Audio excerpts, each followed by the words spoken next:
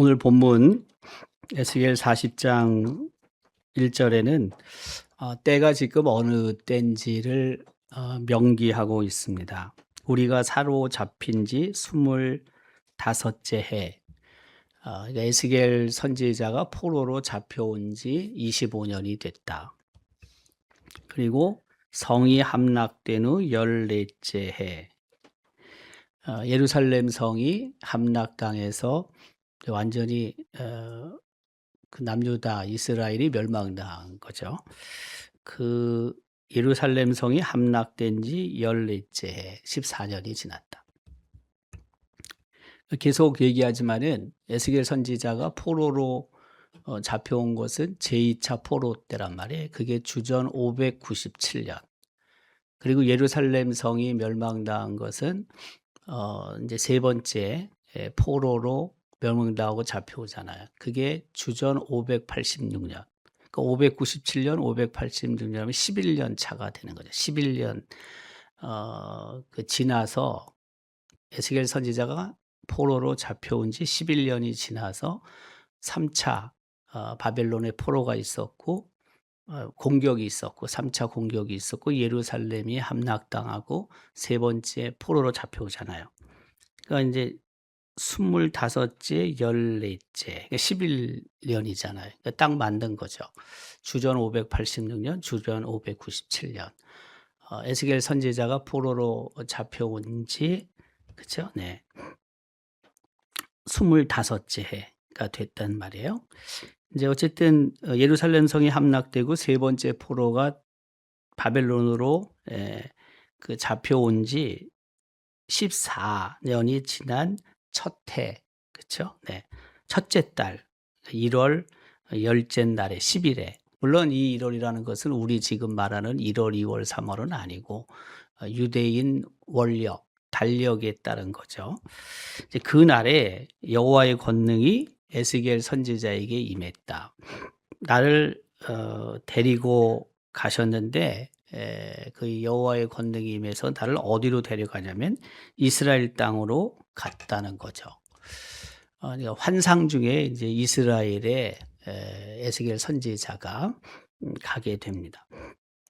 그게 이제 2절에 기록하고 있죠. 이스라엘의 땅으로 가서 하나님의 이상 중에 나를 데리고 이스라엘 땅에 이르렀다.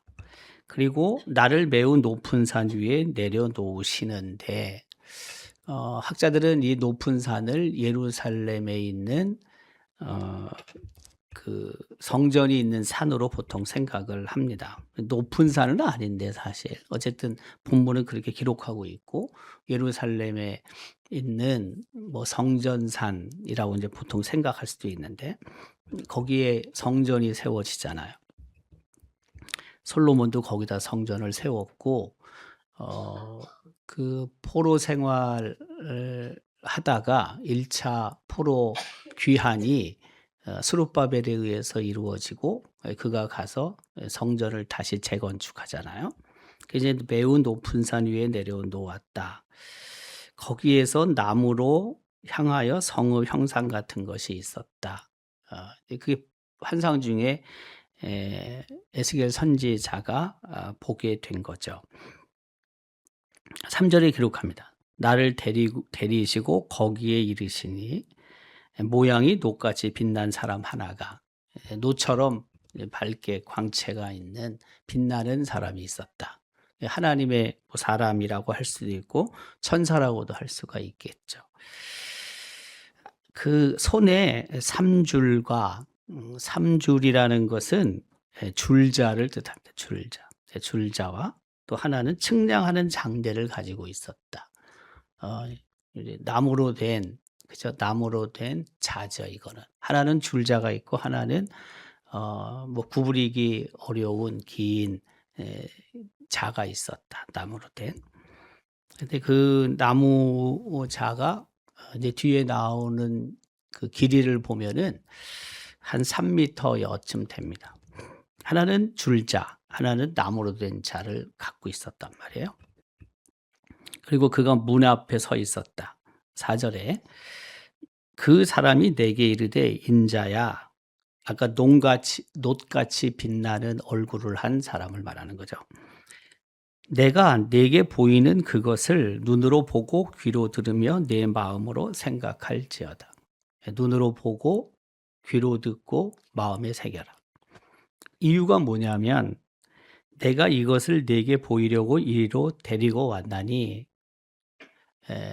성령 하나님의 권능이 포로 생활하고 있던 에스겔 선지자를 환상 중에 예루살렘으로 데리고 왔잖아요. 그 얘기를 하는 거잖아요. 이것을 보여주려고 내가 너를 데리고 여기 왔다. 너는 본 것을 다 이스라엘 족속에게 전할지어다. 하나님께서 지금 보여주는 것 다 말해라. 내가 지금 이야기하는 것 귀에 들은 것을 다 말해라. 네 마음속에 그것을 잘 간직하라고 했는데 그것을 다 말해라.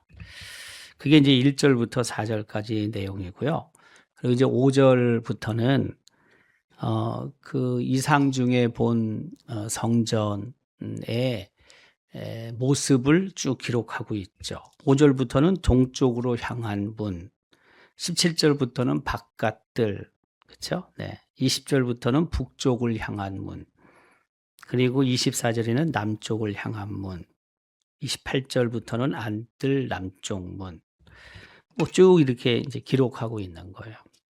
그래서 5절 이하에는 동쪽을 향한 문의 구조들, 그리고 그 문의 크기들, 길이는 어느 정도 됐는지, 높이는 어느 정도 됐는지, 폭은 어떻게 됐는지, 이것을 쭉 언급하고 있습니다.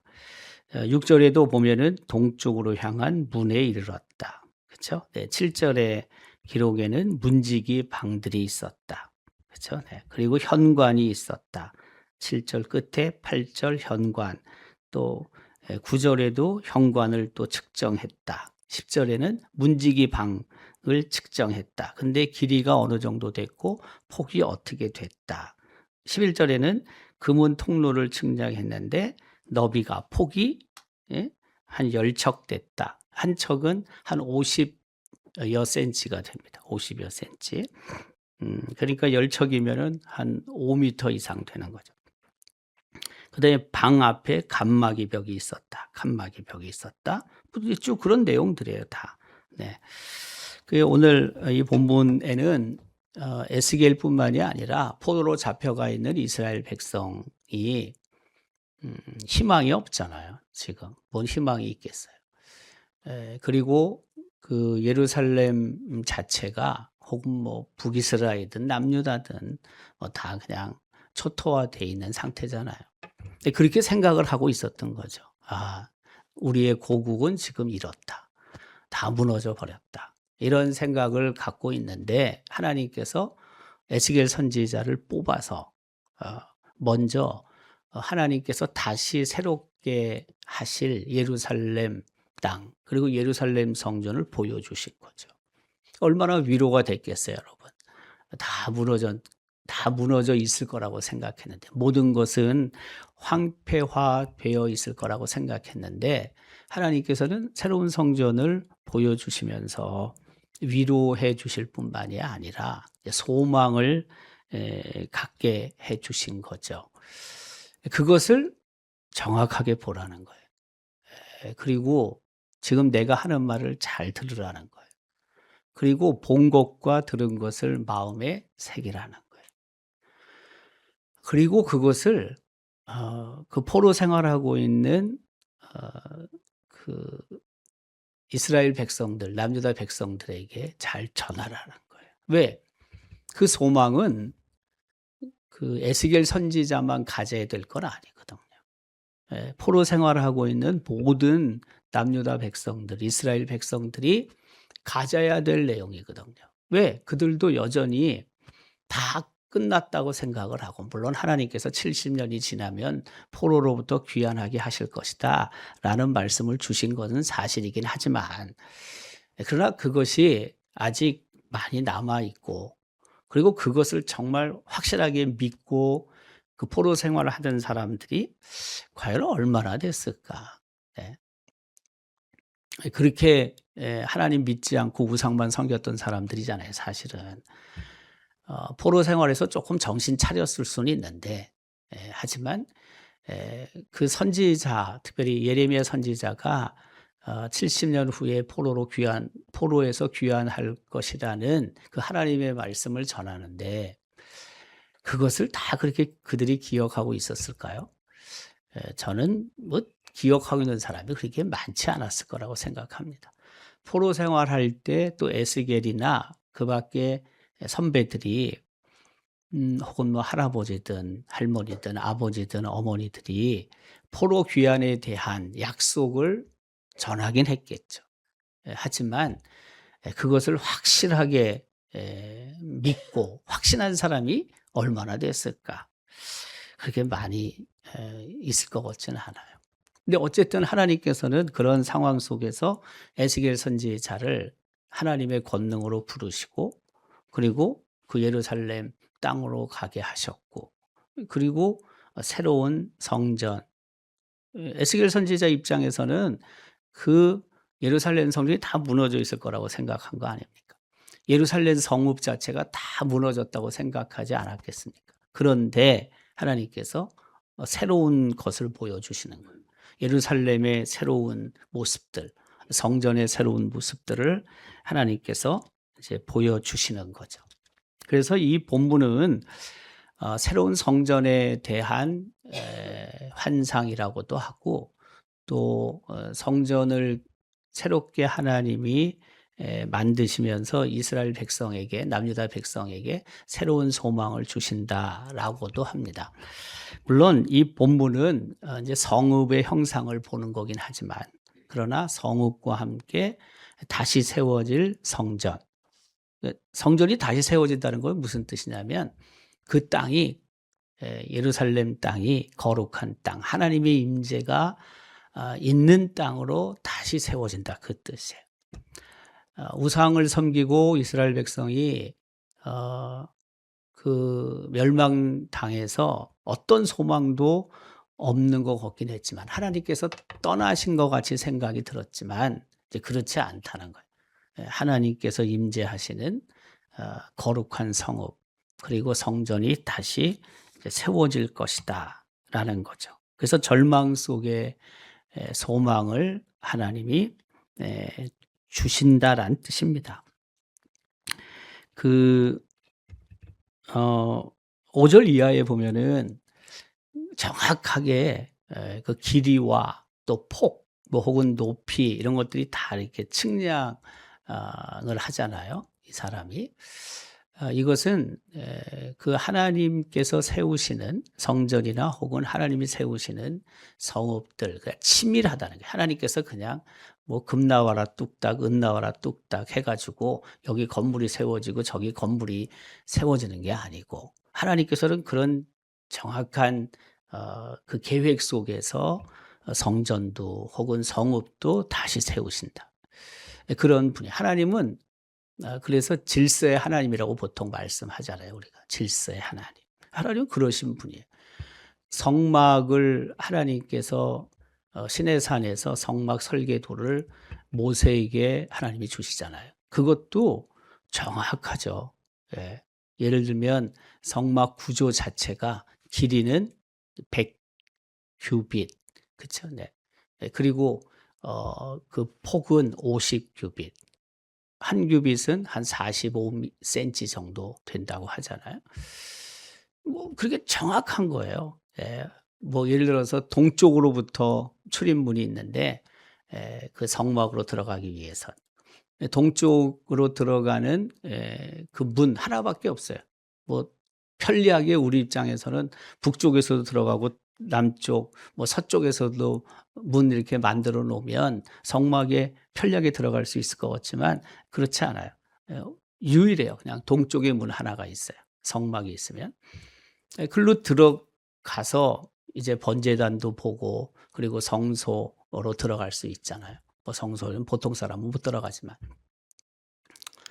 그러니까 문이 하나밖에 없다고요. 하나밖에, 문이. 동쪽 문. 보통 이제 그것을 그 하나님의 구원, 예수 그리스도를 통한 구원, 유일한 문, 동쪽 문, 그걸 예수님으로 보통 생각을 하잖아요. 그러니까 성막이 있으면은 그 출입문 자체가 동쪽이에요. 근데 우리는 뭐 성막이 꼭 교회라고 하지 않는 사람도 있긴 하지만, 그런 이제 하나님의 임재를 생각할 때는 성막이 발전해서 이제 교회로 생각을 하는 거죠. 성막 안에 성소와 지성소가 있고, 그리고 그 문 역시 그 성소로 들어가는 문 역시 동쪽에서 들어가는 거거든요. 동쪽에서 서쪽으로. 근데 우리나라 같은 경우에는 이 예배당이 거의 다 남쪽에서 북쪽으로 들어온단 말이에요. 예. 건물 자체를 남쪽을 향하게 졌어요. 뭐 있겠죠. 우리 뭐 남향집 생각하니까 우리나라에서는 남쪽으로 문을 내고 졌죠. 어 우리 이 예배당도 그렇잖아요. 지금 이쪽이 북쪽이고 이게 남쪽이란 말이에요. 그러니까 남향 쪽으로 진 겁니다. 대개 예배당들이 뭐 땅이 없어 가지고 피치 못해서 어 그 남쪽 문을 내지 못할 때, 출입문을 내지 못할 땐 뭐 동쪽을 향할 수도 있고 서쪽을 향할 수도 있겠죠. 네. 하지만 대개는 그래도 좀 여유가 있고 건물을 질 때, 예배당을 질 때 다 북쪽으로 뒤로 하는 거예요. 강대상이 북쪽에 있고 앞쪽 출입문이 남쪽에 있는 거죠. 우리 예배당 이것도 지난 주일 제가 얘기했지만 한 바닥이 360평으로 진 거란 말이에요. 320평으로 진 거라고요. 예. 160평씩, 이게 160평, 160평으로 진 거예요. 그 설계도를 보면은 두 개 설계도가 있는데, 우리 이 예배당에 원래. 근데 그 보리스라는 일본에 있는 미국 선교사, 이 설계하는 그런 선교사님인데, 평신도인데, 그분이 일본에서도 많은 기독교 건물들을 설계했거든요. 그리고 우리나라에도 기독교 건물들을 많이 설계했어요. 여러분 볼 때는 이 예배당이 단순해도 이거 설계한 분이 서울에 있는 이화학당 강당도 설계했고, 예, 전국에 뭐 YMCA 건물이나 대구도 그렇고 많이 설계한 분이에요, 이분이. 우리도 그 중에 하나예요. 우리도 꼽살이 꼈어요. 꼽살이 꼈다는 말 잘 모르죠. 네, 하여튼 우리도 그렇게 해가지고 이 건물이 지어지게 된 거예요. 근데 처음에 이 건물이 설계도가 1층도 있었어요. 1층. 1층으로 원래 계획도 한 설계도도 있고, 그다음에 2층으로 된 것도 있는데, 우리는 이제 2층을 선택을 한 거예요. 2층을 선택해서 이 예배당이 건축이 됐죠. 뭐 그때 설계 도면을 보면 설계 도면 나와 있는 게 한국에는 없고, 네, 일본의 한 도서관에 그 설계 도면이 쫙 있어요. 근데 이제 그분이 일본이나 한국의 설계 도면을 그린 것들을 모아놓은 책이라고요. 워낙 유명한 설계사였으니까. 그걸 발견을 한 거예요. 그것을 우리가. 특별히 우리 김대성 장로님이 고생을 많이 하셨는데 그걸 발견을 한 거죠. 정확하게 있어요. 정확하게 그려져 있어요. 이 설계 도면이. 그리고 우리 이제 또 100주년 기념관을 건축을 했지 않습니까? 그것도 정확한 설계 도면에 의해서 다 건축이 되는 거죠. 근데도 뭐 건축위원들이 애를 참 많이 쓰셨는데, 우리 위원장으로 이만조 장로님이 고생을 하시고 위원들도 참 많이 고생을 했습니다. 저 100주년 기념관을 공사할 때도 한 18년, 19년 가까이 됐는데, 이 본당과 좀 잘 조화를 이룰 수 있도록 설계를 해주면 좋겠다. 그게 뭐 뭔지는 모르죠. 뭐 제가 그 설계사가 아니니까. 그런 전제가 있었어요. 전제가. 뭐 건축위원들은 건축위원대로 그 설계 회사와 또 의논해서 뭐가 어떻게 들어가야 되는지 주문도 하고, 또 그래서 그게 반영도 되기도 하고 또 그래서 인제 설계 도면이 완성이 되는 거거든요. 여러분 잘 알지만은 지하 같은 경우에 지하와 1층 여기는 저는 그렇게 생각했어요. 어 가급적 평일에라도 주로 사용할 수 있는 곳을 집어넣는다, 평일에. 어 이유는 그냥 걸어서 들락날락하면 되고 굳이 뭐 엘리베이터 사용 안 해도 되게끔 그렇게 한 거죠. 그래서 뭐 새가족 부실이나 혹은 뭐 또 두드림 전도대실이나 그리고 회의실이나 그렇게 한 거예요. 여기 중보기도실도 거기에 지하에 있잖아요. 또 우리 청년부실도 지하에 있고 그 청년부실 지하도 어디에 놓느냐 그걸 많이 고민을 그때 했었는데 어쨌든 창 쪽으로 한다. 창 쪽으로 보일 수 있도록 한다.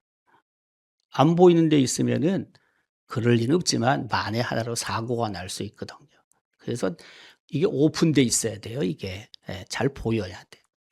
그다음에 문이나 또 옆에 약간 창들이 보여야 된다. 안에서 뭔 일이 벌어지고 있는지 볼 수 있도록 해야 된다. 뭐 그런 거라든지.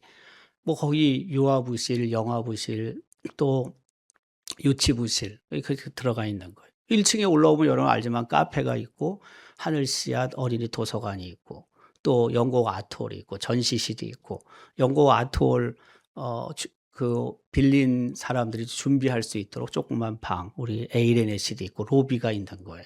그 위에 올라가면 이제 친교실이 있는 거죠.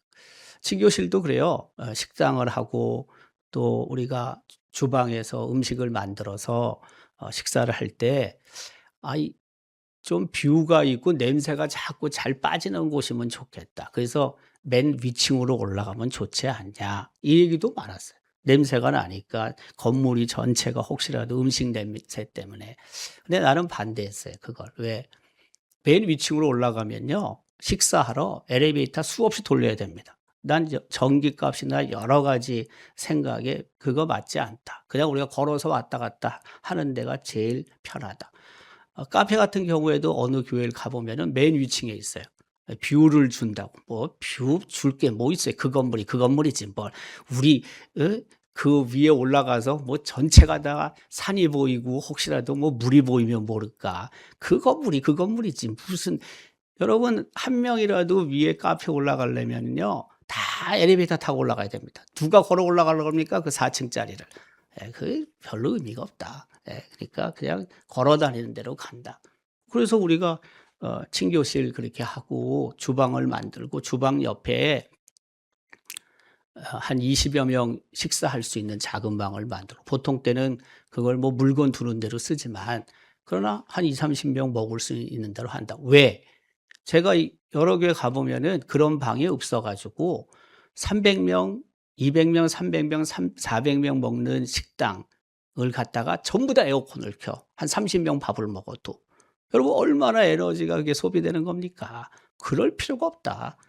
우리는 지금 그 친교실 같은 경우도 완전 중간은 아니지만 하나는 좀 작고 하나는 커요. 거기 중간에 가로막이가 있잖아요. 왜? 적게 먹으면 여기서 가다 놓고 밥을 먹어요. 예? 에어컨도 히터도 거기밖에 안 나와. 저쪽 전체 나오는 게 아니야. 다 그렇게 우리가 만든다. 그래서 의논을 해 가지고 다 그렇게 한 거예요 그게. 여러분 생각할 때 뭐 아무것도 아닌 것 같지만 신경을 건축위원들이 얼마나 많이 쓴 건지 아십니까? 위에 3층 올라가면 우리 다음 세대 교회 예배실로 간다. 그래서 하늘소리 예배실, 푸른 초장, 꿈나무 예배실, 찬양대, 현악부실, 위에 올라가면 소그룹실, 워십룸 이게 다 있는 거예요. 뭐 새싹교회 사무실, 새순교회 사무실, 꿈나무교회 사무실 다 거기에 있는 거예요. 소그룹실로 다 만든 거예요. 물론 부족한 것들이 왜 없겠어요? 있지만 그래도 한 18년, 19년 전에 저걸 건축할 때 정말 고민을 많이 하고 의논을 하고 밤새 가며 회의해 가지고 또 결정을 하고 또 시공사에게 이야기를 하고 또 시공사에서 반영해서 건축을 한 겁니다, 저게.